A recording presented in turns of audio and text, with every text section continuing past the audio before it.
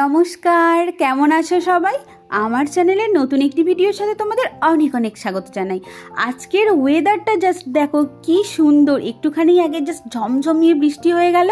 আমি কিন্তু ছাদে উঠে এসেছি, আর আজকে বৃষ্টির এই ওয়েদারে আমার বাড়িতে হয়েছে মাটন কষা। একদম সব মিলিয়ে কিন্তু জমে ক্ষীর। আমি ছাদে এসে একটুখানি ব্যাপারটা এনজয় করছি, স্নান ধান করে ছাদে এসে আমাকে মনে হচ্ছে আমাকেই উড়িয়ে নিয়ে চলে যাবে এমন লাগছে। চুল টুল তো পুরো একাকার অবস্থা। তো মাটনটা কীভাবে করেছি চলো তোমাদের সাথে চটপট শেয়ার করে নিই। এখানে আমি নিয়েছি 500 গ্রাম মাটন, 1 কাপ দই, গোলমরিচ গুঁড়ো, হলুদ গুঁড়ো, লঙ্কা গুঁড়ো, ধনে গুঁড়ো, জিরে গুঁড়ো আর নুন। আর নিয়েছি আদা বাটা আর রসুন বাটা।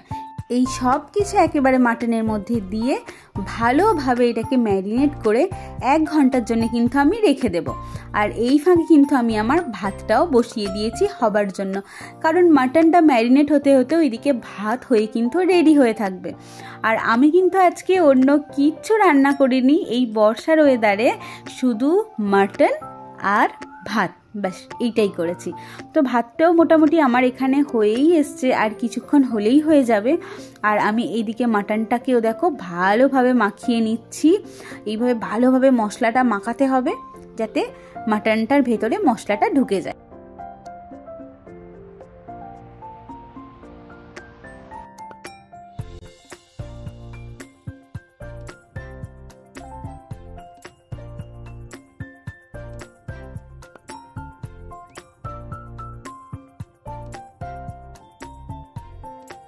মাটনটা দেখো আমার ম্যারিনেট করা হয়ে গেছে। এবার কিন্তু আমি এখানে আলুগুলোকেও কেটে ধুয়ে রেখে দিয়েছিলাম, আর এই যে ঢাকা দিয়ে রেখে দিয়েছি মাটনটা আমি।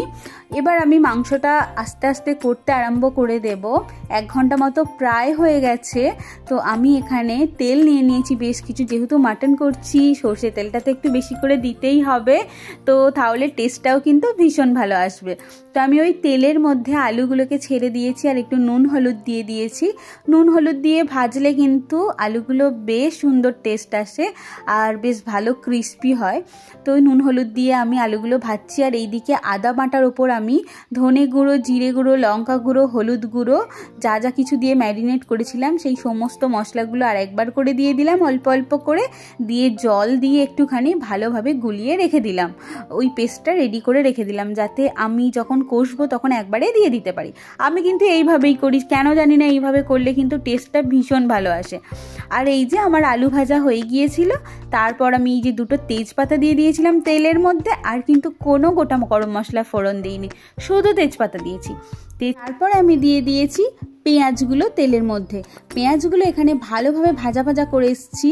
আর পেঁয়াজগুলো ভাজার সময় কিন্তু আমি এর মধ্যে 1 চামচ মতো চিনি দিয়ে দিয়েছি, আর পরিমাণ মতো নুনটাও দিয়ে দিয়েছি। আমার মাটনে যতটা নুন লাগবে মোটামুটি সেই নুনটা দিয়েছি। আমি মাথায় রেখেই দিয়েছি, আমি ম্যারিনেট করার সময়ও কিন্তু একটু নুন দিয়েছিলাম। তো তোমরা এটাকে মাথায় রেখে দিও। তো তারপরে পেঁয়াজটা একটু লাল লাল হয়ে এলে এর মধ্যে আমি রসুন বাটাটা দিয়ে একটু ভালোভাবে কষিয়ে নিয়ে তারপরে দিয়ে দিয়েছি কিন্তু আমি এখানে এই যে আদা আর মশলার পেস্টটা করে রেখেছিলাম সেইটা। এবার কিন্তু আমি আদা আর এই মশলার পেস্টটাকে ভালোভাবে কষে নেব প্রায় 1/2 ঘন্টা 35 মিনিট ধরে। দেখছো কতটা লাল লাল হয়ে গেছে আর পুরো তেল বেরিয়ে এসছে। এই লাল কালার হবার কারণ কিন্তু আমি কোনো কাশ্মীরি লঙ্কা গুঁড়ো ব্যবহার করিনি এখানে। আমি যে লঙ্কা গুঁড়োটা ব্যবহার করেছি সেটা কিন্তু আমার বাড়িতে তৈরি করা শুকনো লঙ্কাকে খোলায় 1 ফোঁটা সর্ষের তেল দিয়ে ভালোভাবে লঙ্কাগুলো নাড়াচাড়া করে, শুকনো লঙ্কা নাড়াচাড়া করে তারপর কিন্তু মিক্সিতে গুঁড়িয়ে নিয়েছি। বেশ লঙ্কা গুঁড়ো রেডি।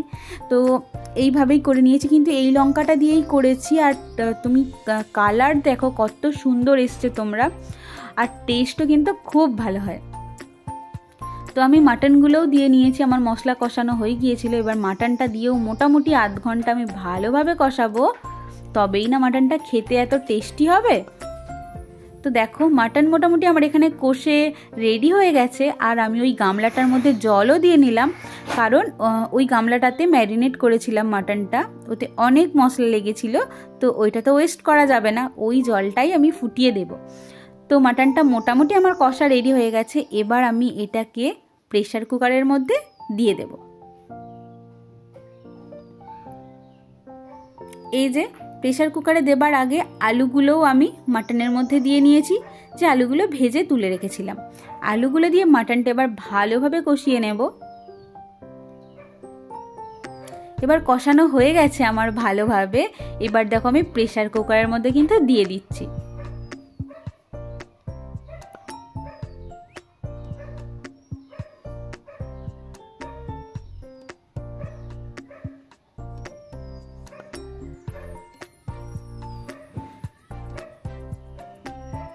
তো এইভাবে পুরো মাটনটা আমি প্রেসার কুকারের মধ্যে তুলে নেব। প্রেসার কুকারের মধ্যে আমার পুরো মাটনটা তোলা হয়ে গেছে। দেখো এই যে কড়াই থেকে প্রেসার কুকারের মধ্যে এইভাবে আমি ঢেলে নেব। আর এই কড়াইটার মধ্যেই কিন্তু এই যে গামলায় জলটা রেখেছিলাম, ওই জলটা দিয়ে ভালোভাবে কিন্তু আমি এখানে ফুটিয়ে নেব।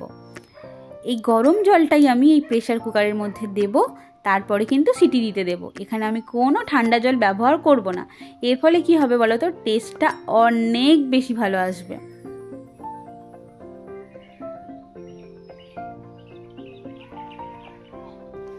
তোমরাই দেখো কালারটা কত সুন্দর এসছে, একদম পুরো হোটেলের মতো খেতে হয়েছিল। আর তোমরা এইভাবে বানিয়ে বাড়িতে দেখো, জাস্ট ফাটাফাটি খেতে লাগবে। মানে মনেই হবে না এটা বাড়িতে রান্না করা, মনে হবে কোনো দামি হোটেল থেকে আনিয়েছো।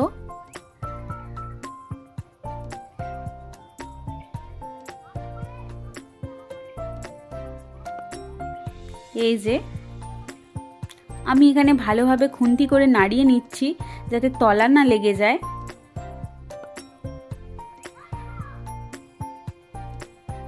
আমার হয়ে গেছে। এবার আমি প্রেসার কুকারের মুখটাকে ঢাকা দিয়ে সিটি দিতে দিয়ে দেবো 5 থেকে 6টা। তোমরা তোমাদের মাংসর পরিমাণ অনুযায়ী সিটি দিও।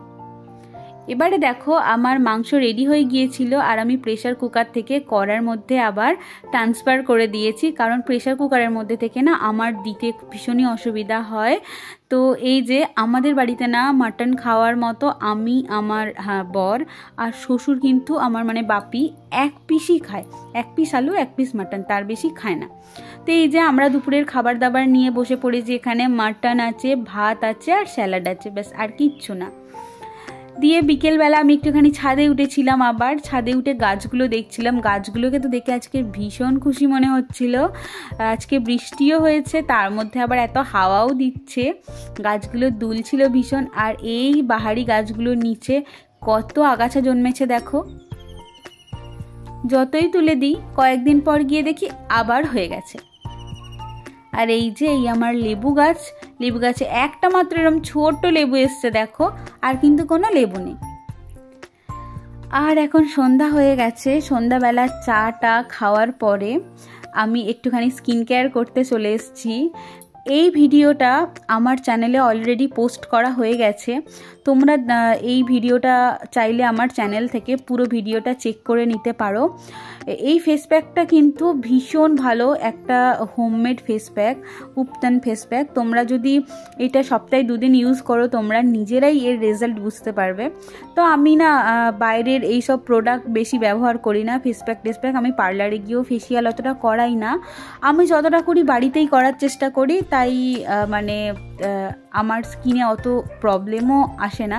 আমি যতটা করি বাড়িতেই করি আর নিজে হাতে এইগুলো করে থাকি। ছোট থেকেই বরাবর আমি অত কেমিক্যাল জাতীয় জিনিস ইউজ করি না, যেহেতু আমার সেন্সিটিভ স্কিন, তাই আমি সব কিছু ইউজ করতে ভরসাও পাই না।